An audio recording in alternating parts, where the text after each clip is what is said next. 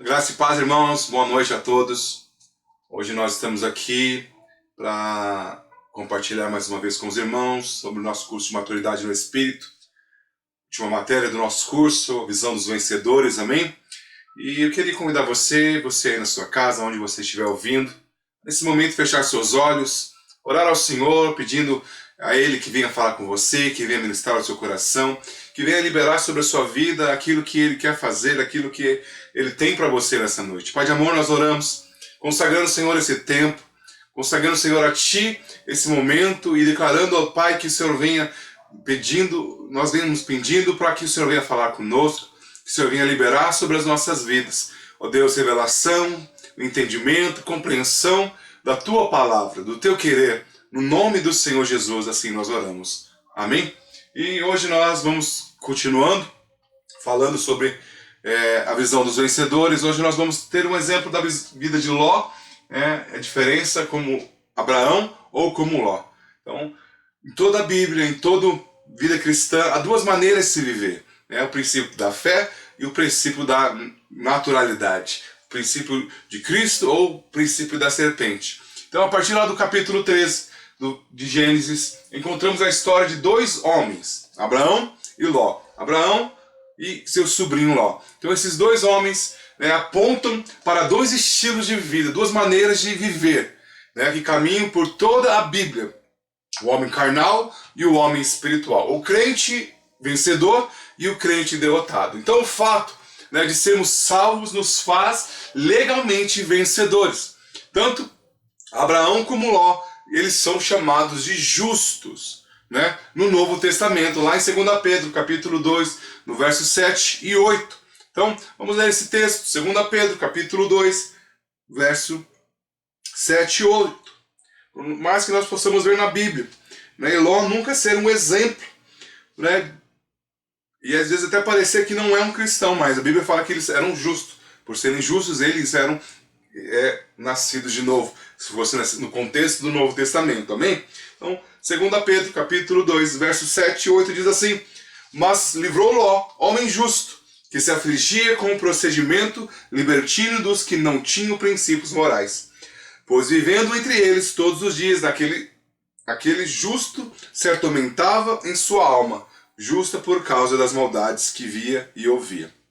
Então, nós vamos fazer um paralelo entre a vida de Ló e a vida de Abraão. Então, e observar o padrão de Deus para o crente vencedor. Então, dois estilos de vida, duas maneiras que um crente pode escolher para a sua vida. O crente vencedor ou viver como um crente derrotado. Então, e esses contrapontos nos alerta, nos indica como nós podemos escolher o estilo certo de se viver. Então, nós vamos ver a diferença entre Ló e a diferença entre a vida do seu tio Abraão. Amém? Então, primeiro contraponto que nós devemos nos atentar é que Abraão ouviu de Deus, mas Ló seguiu Abraão. Apenas seguiu. Saiu, pois, Abraão do Egito para o Negueb, ele e sua mulher e tudo que tinha, e Ló com ele. Era Abraão muito rico, possuía gado, prata e ouro. Fez as suas jornadas do Negueb até Betel, até o lugar onde primeiro estivera a sua tenda, entre Betel e Ai, até o lugar do altar que outrora tinha feito. E aí Abraão invocou o nome do Senhor. Abraão e Ló, então, eles representam dois tipos de crentes. Os dois são justificados pela fé, pois ninguém pode ser salvo de outro modo, de outra maneira. A única maneira de ser salvo é pela fé. Mas um representa o crente vencedor e o outro representa o crente derrotado, por escolha de vida. Então, como é possível ser justificado pela fé e ainda assim não ser vencedor? Como pode alguém que é justificado pela fé ainda escolher viver um estilo de vida derrotado? Então essa é uma advertência para todos os crentes. Então seria aqueles que vivem como Ló, para que não vivam mais como Ló. Então, não estou dizendo que Abraão era alguém perfeito, alguém totalmente correto. Ele foi declarado justo pela fé. Mas certamente Abraão, e nós vemos isso na Bíblia, quando nós lemos a história toda de Abraão, Abraão errou algumas vezes. Então, ele não foi justificado pela sua conduta o tempo todo. As Escrituras, por exemplo, relatam que por 2 vezes ele mentiu.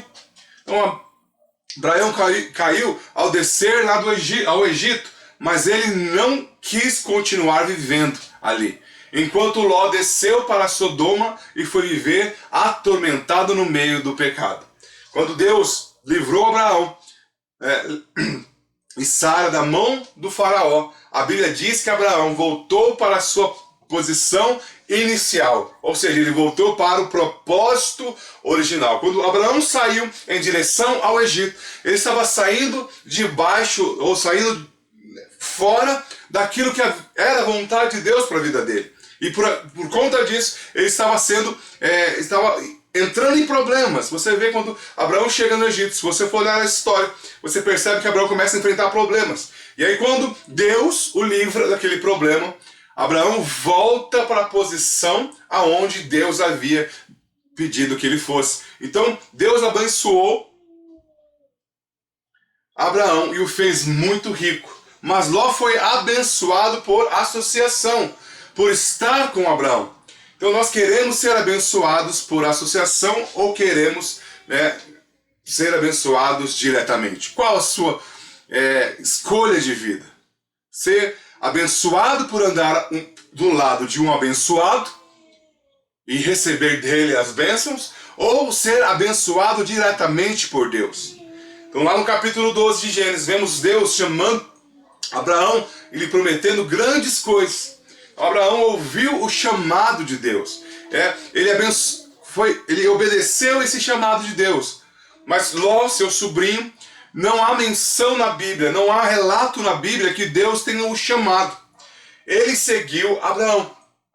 Então muitos de nós caminhamos em nossa vida cristã ouvindo Deus por tabela. Ou seja, Deus fala com o irmão abençoado e nós seguimos o irmão. Nós temos que ter as nossas experiências com Deus.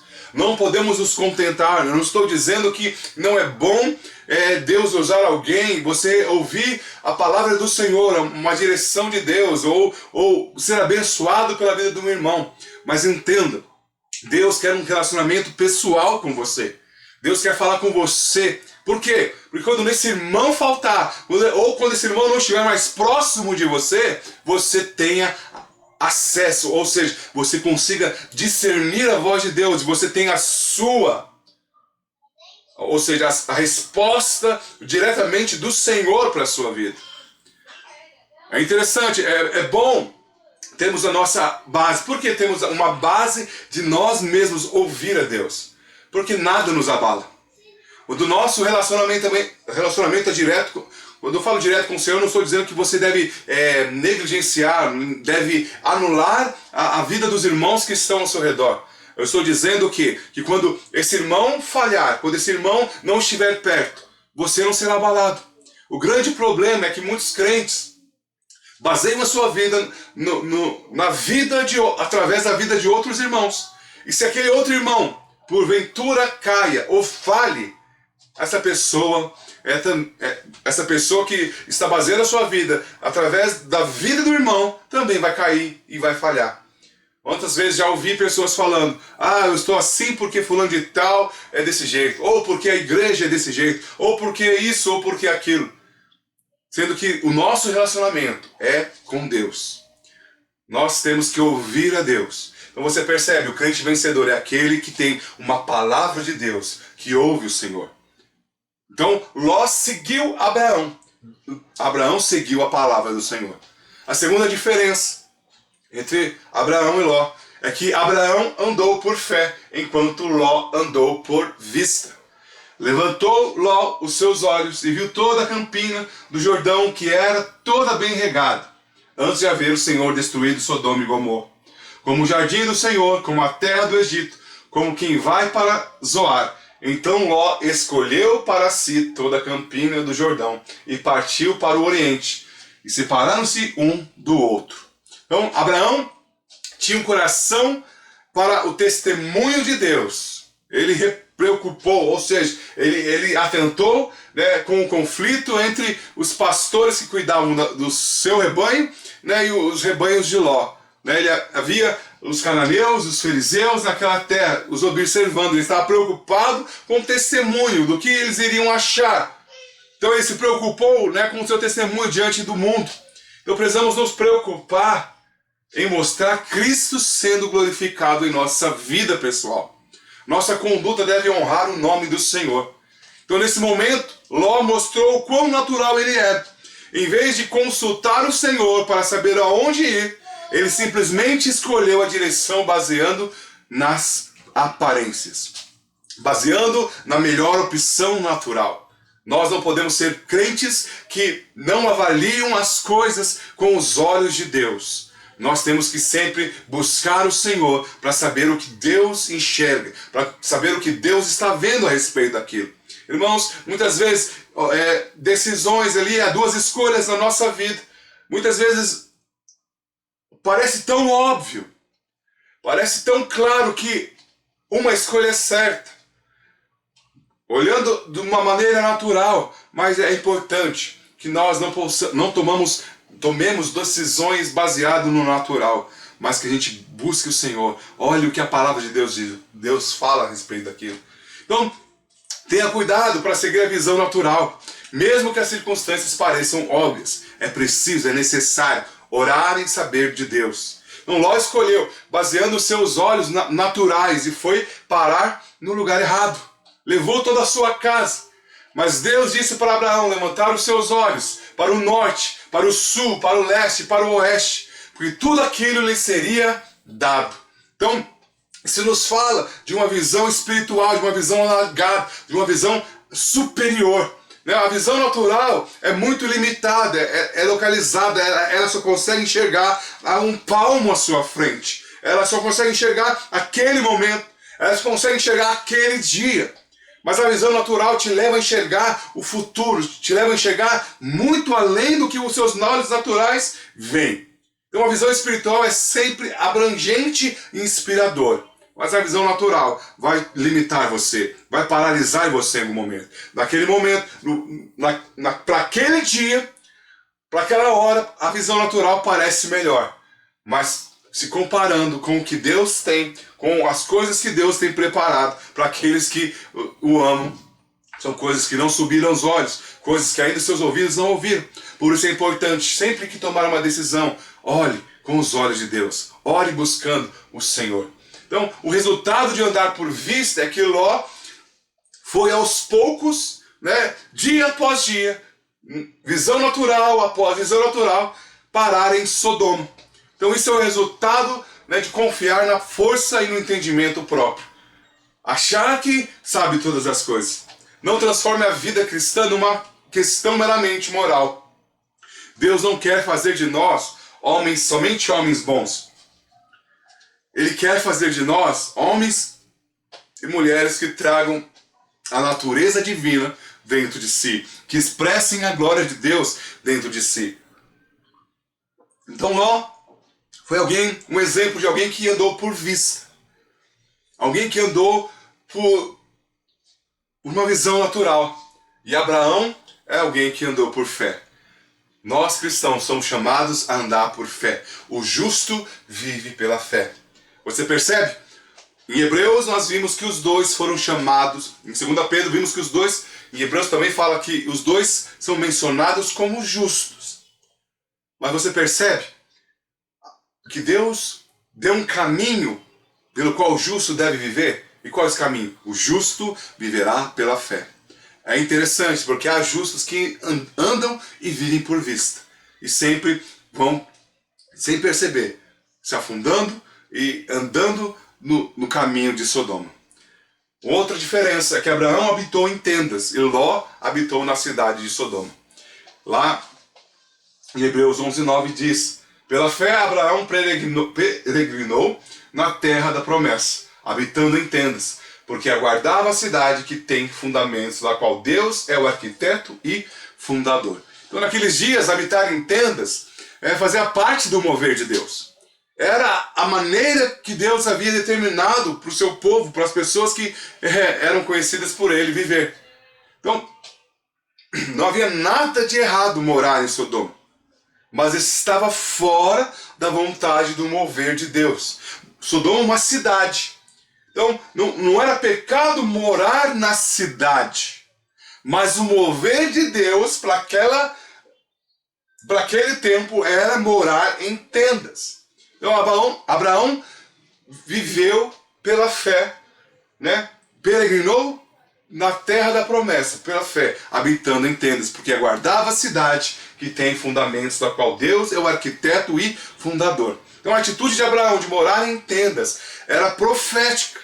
Indicava o quê? A sua fé, a esperança em Deus, e também era a forma de não se contaminar com o mundo, não estar ligado àquele sistema que o mundo vivia naquele momento. Então, recentemente, a arqueologia descobriu que naqueles dias cada cidade era consagrada a um deus e os seus habitantes eram obrigados a adorar. Então, quando alguém vivia naquela cidade, para ser um cidadão daquela cidade, era necessário se curvar ou se adequar ao estilo de vida daquela cidade. A cidade era conhecida pelas coisas que o povo vivia, a maneira que aqueles povos viviam. Então, toda a cidade era consagrada a um Deus e os habitantes daquela cidade eram obrigados a adorá-lo. E se Abraão decidisse viver numa cidade, ele também estava escolhendo adorar e se consagrar a um Deus que não fosse o Deus Todo-Poderoso. Uma outra diferença é que Ló foi levado cativo e Abraão teve de libertá-lo. Ouvindo Abraão que seu sobrinho estava preso, fez sair 318 homens dos mais capazes, nascidos em sua casa, e os perseguiu até Dan. E repartidos contra eles de noite, ele e os seus homens feriu-os e os perseguiu até Obá, que fica à esquerda de Damasco. Trouxe de novo todos os bens e também a Ló, seu sobrinho, os bens dele e ainda as mulheres e o povo. Então lá no capítulo 14 de Gênesis vemos que Ló foi morar em Sodoma. E por causa disso acabou sendo sequestrado junto com toda a população de Sodoma no meio de uma guerra. E fez Abraão diante disso. E olha que a Bíblia mostra o que Abraão faz diante disso. Saiu a peleje para levar seu sobrinho. Ele não se negou a ajudar, mesmo sabendo que o problema era consequência das escolhas de Ló. Não foi Abraão que disse, olha, Ló, vai para aquele lado das campinas verdejantes e, por consequência, morar em Sodoma, que eu vou para o outro lado. Não foi escolha de Abraão. Ló sempre que escolheu e foi pelo caminho errado. Mas quando ele se encontrou cativo, o seu tio Abraão fez questão de ser, mais uma vez, um abençoador e livrá-lo. Então é evidente que Deus deu vitória a Abraão de forma sobrenatural. Afinal, eram apenas 318 homens contra 4 reis. Ou seja, 4 exércitos. Então, que tipo de justo nós queremos ser? Que tipo de justo você deseja ser? O justo Abraão ou o justo Ló?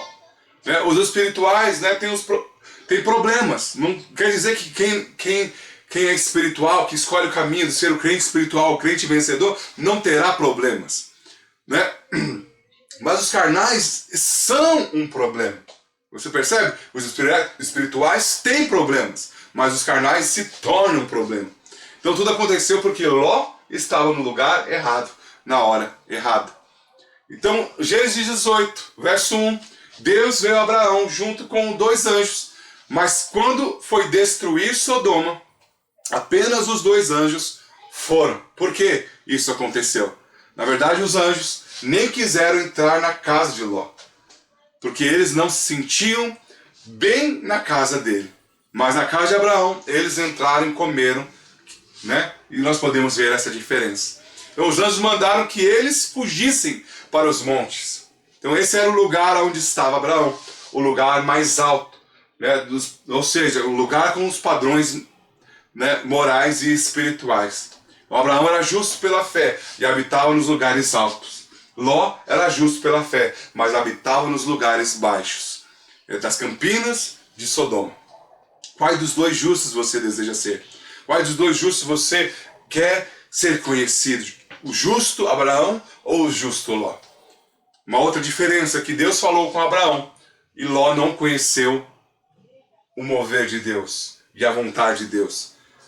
Deus disse: ocultarei a Abraão o que estou para fazer. Então, antes de Deus agir, antes de Deus destruir Sodoma e Gomorra, ele compartilha os seus planos, ele procura um homem, Abraão. Então Deus fala com quem? Somente com o crente espiritual. Muitas pessoas não ouvem a Deus, mas não percebem porque não estão ouvindo a Deus. Porque Deus não está falando, porque essa pessoa está querendo ouvir a Deus de uma maneira natural. Mas Deus fala com o crente espiritual. A outra diferença é que Ló foi salvo pela intercessão de Abraão. Ao tempo que destruiria as cidades da campina, lembrou-se Deus de Abraão e tirou a Ló do meio das ruínas, quando subverteu as cidades em que Ló habitara. E a última diferença é que Abraão gerou Isaac e Ló gerou Amon e Moabe. Então no final da vida dos dois homens, vemos os frutos finais. Abraão gerou a Isaac, que simboliza Cristo, que simboliza o propósito final de Deus, né, para a sua vida. Por outro lado, lá em Gênesis 19, verso 30 ao 38, lemos que Ló gerou Amon e Moabe. Tanto Amon quanto a Moabe era vedado ao direito de fazerem parte da congregação de Israel. Lá em Deuteronômio 23, verso 3, vamos ler isso.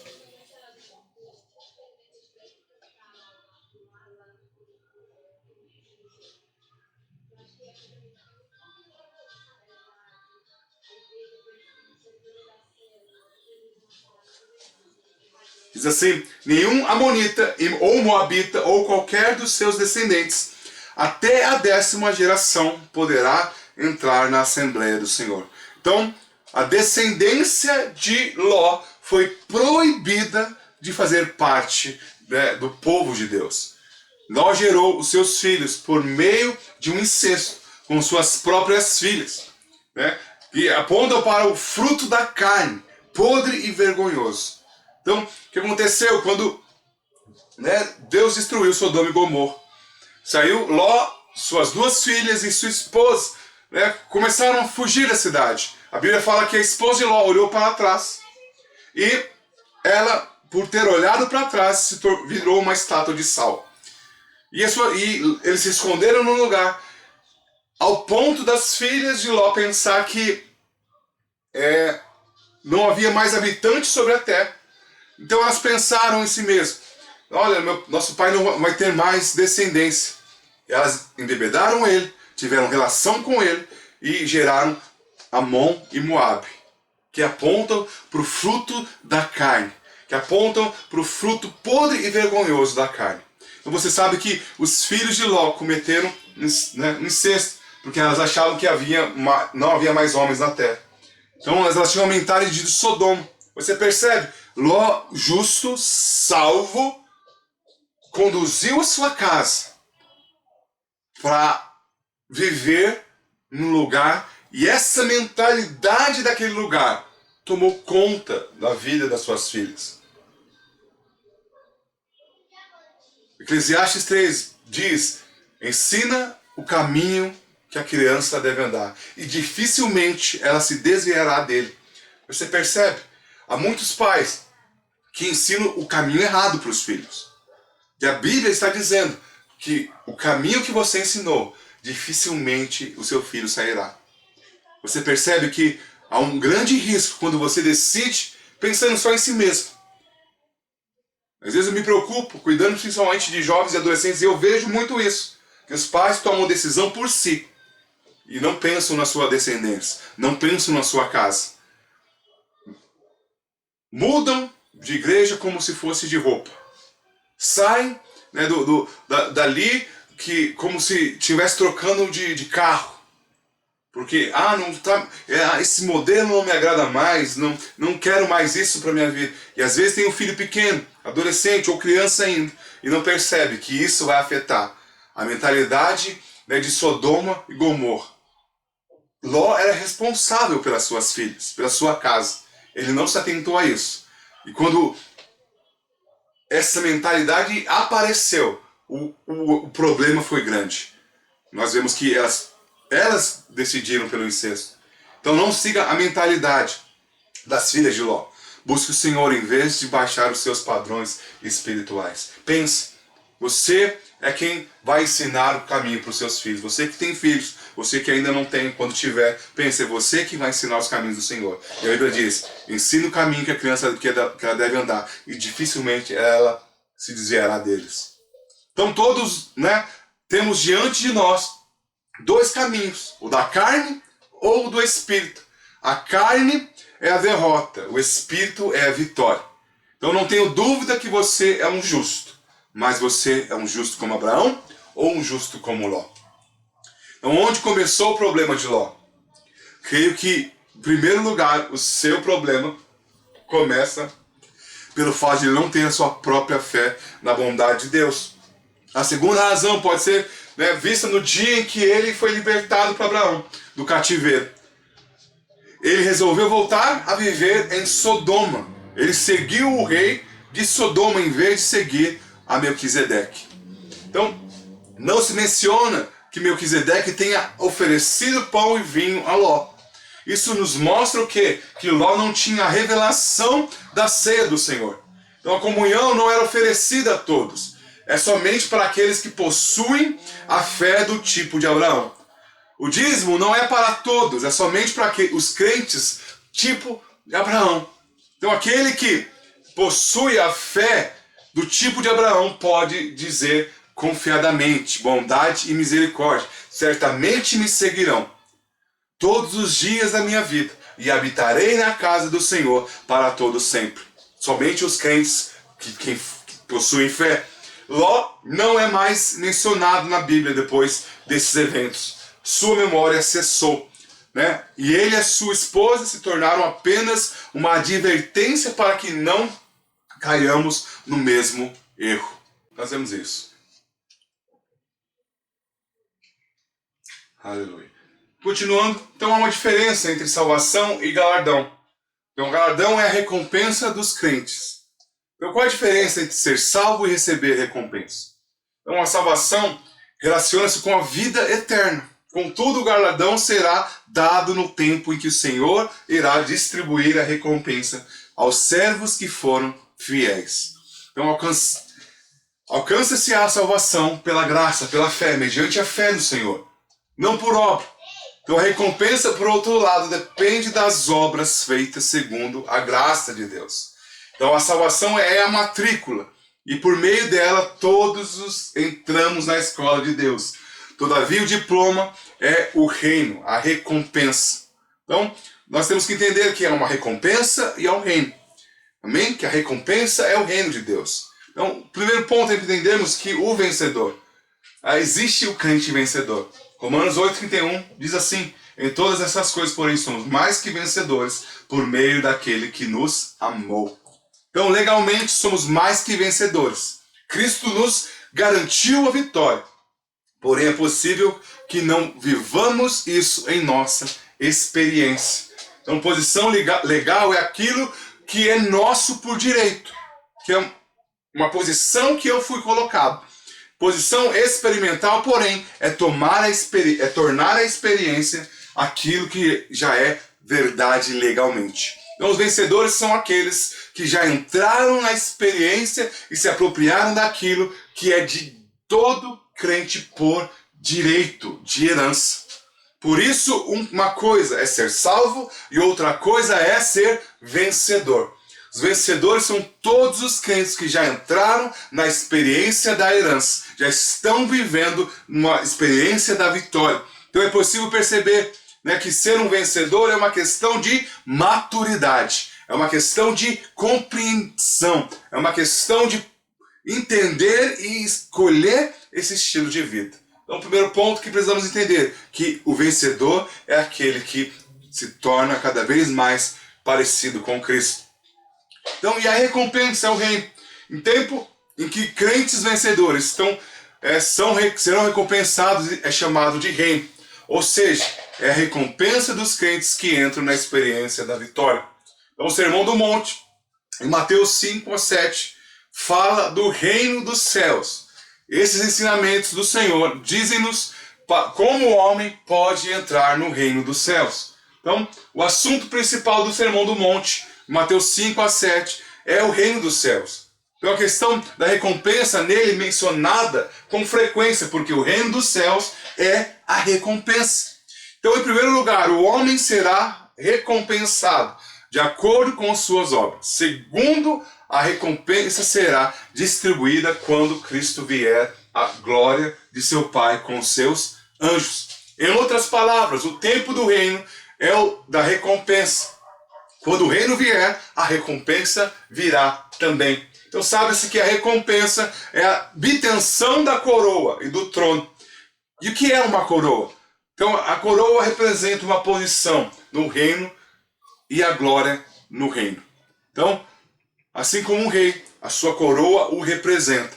Assim como a coroa, o trono também é a recompensa para os vencedores. Então é um símbolo do reino, que representa uma posição no reino, e uma autoridade e a glória no seu reino. Em outras palavras, a recompensa é o reino. A Bíblia nos mostra claramente que a recompensa é simplesmente o reino do Senhor. Amém? Qual a diferença, então, entre a vida eterna e o reino? Então, muitos, de forma equivocada, pensam que o reino dos céus é o mesmo que a vida eterna. Ou seja, muitos, de forma errada, pensam que salvação é a mesma coisa que reino. Então, assim, eles confundem a palavra de Deus, tomando, a condição para receber o reino como sendo a condição para ser salvo, para a condição para a vida eterna. Então, quando alguém crê em Cristo, recebe o presente. O que é o presente? Quando alguém segue a Cristo, recebe a recompensa. Você percebe a diferença? Quando a pessoa recebe Jesus, ela recebe a salvação. Mas quando ela decide ser discípulo, seguir o Senhor, ela recebe a recompensa. Deus nunca salvará uma pessoa por ela ter obras. E Ele nunca recompensará alguém por ela que ela não tenha obras. Então, com as pessoas do mundo, é uma questão de ter fé e não ter fé, para ser salvo. Para com os cristãos, é uma questão de ser fiel ou não ser fiel, para receber ou não recompensa. Então, para com as pessoas do mundo, é uma questão de ser salvo ou não ser salvo.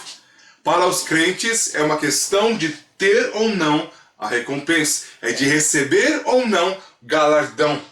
No dia do reino, na volta do nosso Senhor, há uma diferença, se aqueles que receberão galardão e aqueles que não receberão. Então,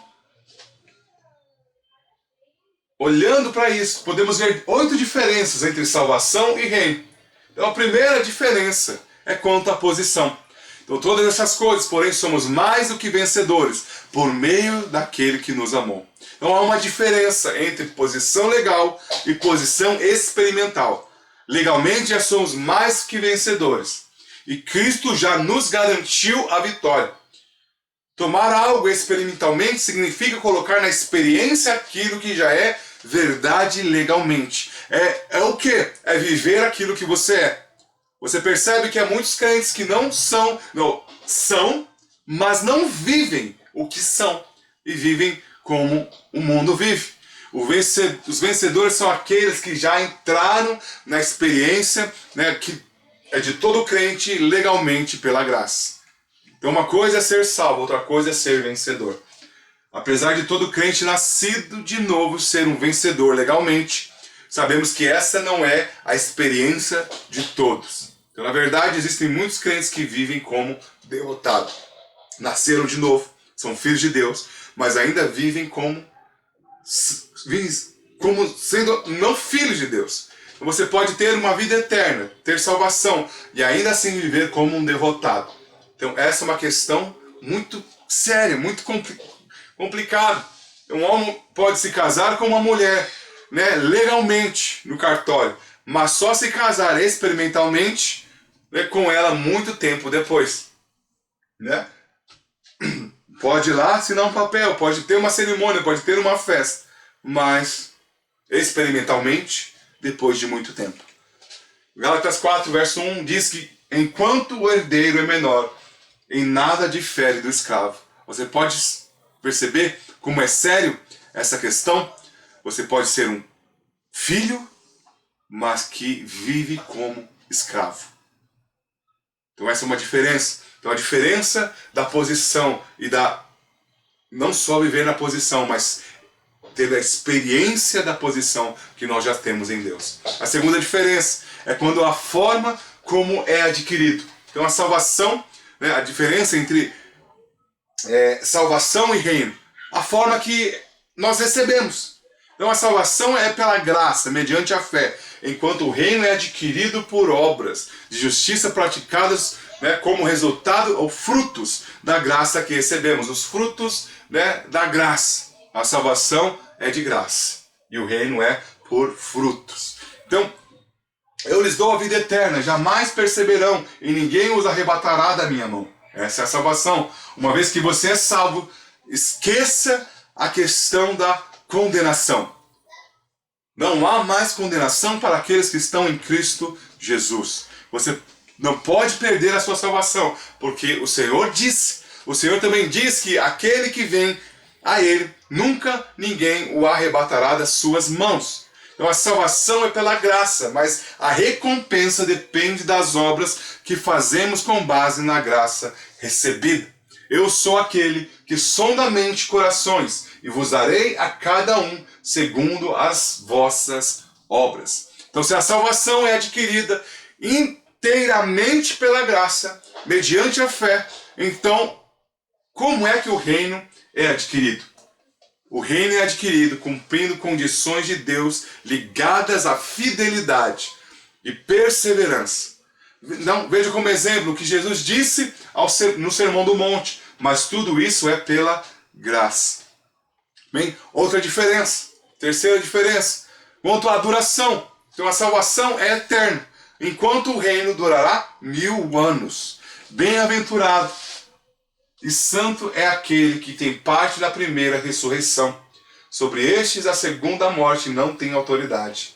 Pelo contrário, serão sacerdotes de Deus e de Cristo, e reinarão com ele os 1000 anos.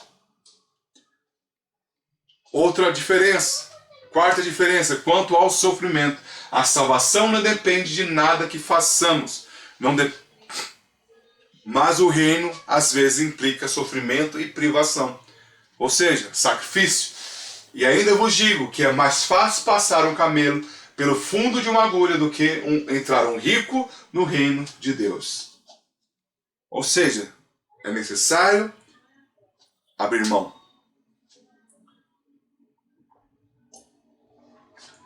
É necessário se esvaziar. A quinta diferença, quanto à forma de Deus tratar. O reino não pode ser dado, e sim conquistado. Claro que essa conquista é baseada na vitória de Cristo. Então lhes disse, bebereis o meu cálice, mas assentar-se à minha direita e à minha esquerda não me compete concedê-lo. É porém para aqueles que está preparado por meu Pai. Então bem-aventurado os mortos que desde agora morrem no Senhor. Sim, diz o Espírito, para que descansem das suas fadigas, pois as suas obras os acompanharão. Acompanhem. Então, que obras são essas? A grande obra é a apropriação da nossa herança. É a vitória da vida pela fé, na obra consumada de Cristo. A morte não tem poder de acrescentar nada a ninguém. Outra diferença, sexta diferença, quanto à graduação. Né? Então a vida eterna é igual para todos, mas o reino haverá diferença de graduação entre crente e crente. Alguns receberão 10 cidades, outros receberão 5, Lucas 19, 17. Alguns receberão meramente uma recompensa, mas outros receberão um grande galardão. A salvação é uma questão de conhecermos a Deus, Mas o reino é uma questão de sermos conhecidos por Ele. Então, a salvação é uma questão de Deus nos encontrar. Ele nos encontrou e nos tira das trevas. Mas o reino é uma questão de nós encontrarmos com Ele, seguindo, sendo discípulos, né? Escolhendo a vida que Ele tem para nós. A vida eterna é completamente baseada na obra do Senhor Jesus. Contudo, o reino está baseado nas obras que o homem faz para não tornar a graça vã.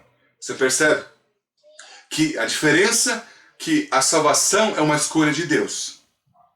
Primeiramente, porque Ele escolheu amar o mundo e deu seu Filho unigênito para que todo aquele que nele cresce tivesse vida eterna. Então, Deus nos escolheu. É uma escolha dele. Eu e você fomos escolhidos por Ele. Nós recebemos a Cristo por uma escolha dele. Hoje somos salvos. Mas a questão do reino é: eu escolho a Cristo para ser o Senhor da minha vida e decido viver. Aí sim as obras, né, tornam a graça que eu recebi frutífera. A sétima diferença, quanto à definição: venha sem demora, conserva o que tens, para que ninguém tome a tua coroa. A vida eterna já está definida. Por isso podemos ter certeza de salvação.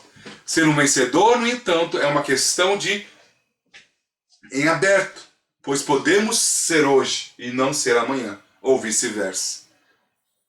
E a última diferença, a oitava diferença, quanto ao julgamento. Porque importa que todos nós compareçamos perante o tribunal de Cristo, para que cada um receba segundo o bem ou mal que tiver feito por meio do corpo. Amém? E continuando, né, vamos encerrar hoje falando sobre a parábola das 10 virgens. Então, as 10 virgens se referem aos cristãos e o noivo, que é Jesus. Então, as virgens apontam para os crentes e o noivo aponta para o Senhor Jesus. Então, a parábola fala do tempo da volta de Jesus. Portanto, a ênfase é o reino e não salvação. Então, a primeira coisa é que nós precisamos entender o significado do número 10. Então, há 3 números na Bíblia que representam a sua perfeição e completude. Mas antes de nós lermos, vamos mais uma vez lá no Evangelho de Mateus, capítulo 25. Olhar essa palavra. Então, o reino dos céus, pois, será semelhante a 10 virgens que pegaram suas candeias e saíram para encontrar com o noivo. 5 delas eram insensatas e 5 eram prudentes. As insensatas pegaram as suas candeias, mas não levaram o óleo consigo. As prudentes, porém, levaram óleo em vasilhas juntamente com suas candeias. O noivo demorou a chegar e todos ficaram com sono e adormeceram. À meia-noite ouviu-se um grito: o noivo se aproxima, saiam para encontrá-lo. Então todas as virgens acordaram e prepararam suas candeias. As insensatas disseram às prudentes: dê-nos um pouco do seu óleo, para as nossas candeias estão se apagando. Elas responderam: não, pois pode ser que não haja o suficiente para nós e para vocês. Vão comprar óleo para vocês. E saindo elas para comprar o óleo, chegou o noivo. As virgens que estavam preparadas entraram com ele para o banquete nupcial, e a porta foi fechada. Mais tarde vieram também as outras e disseram: Senhor, Senhor, abra a porta para nós. Mas ele respondeu: é verdade que não as conheço. Portanto, vigiem, porque vocês não sabem o dia nem a hora. Então, nós vemos aqui o contraponto. 5 crentes, né, porque as noivas apontam para crentes, que eram prudentes. E 5 crentes que eram insensatos. E no dia da volta, 5 entraram e 5 ficaram de fora. Então, mostra lá o significado do número 10, porque eram 10. Então, há 3 números na Bíblia que representam perfeição e completude. Primeiro, né, é o número 3, que é a perfeição e completude de Deus, né, que aponta para o próprio Deus. O 7, que é a perfeição e completude da ação de Deus no tempo. E 10, a perfeição e completude humana. E 12, que aponta para a perfeição e completude da ação de Deus na eternidade. eternidade. Então, quando nós falamos de número 10, que eram 10 virgens, então está falando da completude humana. Então, quem são as virgens? As virgens representam aqueles que foram recriados, nasceram de novo, os crentes. Então, a Bíblia jamais usa a expressão virgem para se referir ao ímpio, ao pecaminoso. Nós somos, toda vez que a Bíblia associa o nome virgem, está falando daqueles que foram salvos, daqueles que Deus conheceu. Então o texto, porém, fala de duas classes de virgens, as nécias e as prudentes, que apontam para dois tipos de crentes, como nós falamos, o crente Abraão e o crente Ló. Então, outro ponto, que são as lâmpadas. Todas as 10 virgens tinham as lâmpadas. Na Bíblia, lâmpada pode significar pelo menos 4 coisas. Quais são? Primeiro, a palavra de Deus, lá em Salmo 119, luz para os meus caminhos e lâmpada para os meus pés. Também aponta para a palavra da profecia, lá de 2 Pedro 1,19. Aponta também para o testemunho do crente. E aponta também para o espírito humano. Amém? Outra coisa, a diferença entre as virgens. A primeira é que 5 delas eram nécias. Então a palavra nécio significa tolo ou imprudente. Então, a palavra usada para nécio é a mesma usada por Jesus lá em Mateus 7,24, para descrever aquele que edifica sua casa sobre areia. Ser nécio é andar segundo as próprias ideias e não segundo a palavra de Deus. Outro ponto, que o azeite nas vasilhas. O óleo das lâmpadas fala do Espírito Santo no interior do crente. Ter o azeite nas lâmpadas aponta então para a nossa salvação. Por outro lado, o óleo nas vasilhas significa ser cheio do Espírito. Então, elas tinham óleo nas lâmpadas, mas não tinham óleos nas vasilhas. Então, elas tinham o Espírito, mas não eram cheias do Espírito. Outro ponto, as virgens adormeceram. A demora do Senhor foi grande teste para as virgens. Como o Senhor demorou, elas dormiram.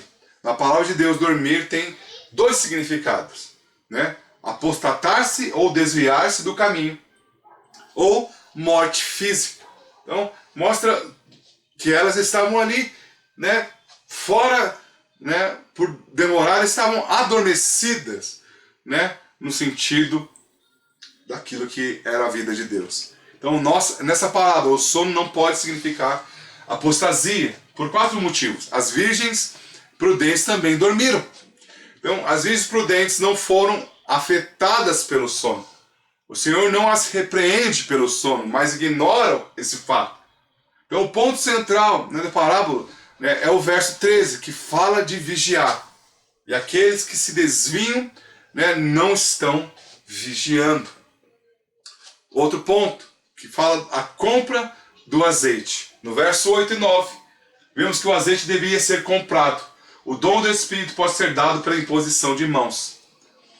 Mas ser cheio do Espírito não pode ser transferido. É uma busca pessoal. Então alguém pode orar para você em algum momento e você se encher do Espírito, mas no sentido de você receber algo de Deus, o dom de Deus, mas encher-se do Espírito. A Bíblia fala, como é que nós enchemos do Espírito? Salmodiando, entoando cânticos espirituais a Deus. Isso não é uma pessoa que faz por nós. Isso é uma decisão nossa. É o nosso trabalho ministerial. Então a salvação é de graça. Mas existem coisas na palavra de Deus que precisam ser compradas. Então poder para ministrar com vida. A Bíblia fala lá em 2 Coríntios, no verso 4. Vamos ler esse texto. 2 Coríntios, capítulo 4.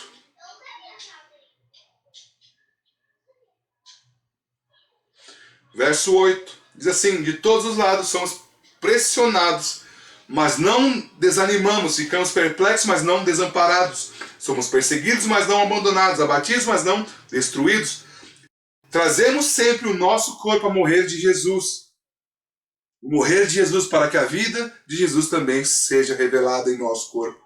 Pois nós que estamos vivos somos sempre entregues à morte por amor a Jesus, para que a sua vida também se manifeste em nosso corpo mortal. Amém? Lá nós vemos o poder para ministrar com vida. nos entregar ao Senhor. Colírio, né? Nas vestiduras espirituais, o ouro da glória de Deus. Está lá em Apocalipse 3,18. E a sabedoria e o conhecimento está lá em Provérbios 23:23. Coisas que nós temos que buscar. Nós temos que ir na direção para essas coisas acontecerem. Uma outra coisa também que nós vemos nessa parábola, que é a festa das bodas. Então lá em Apocalipse 19, versos 7 e 9, fala das condições para participar da festa. Vamos ler esse texto. Apocalipse, capítulo 19.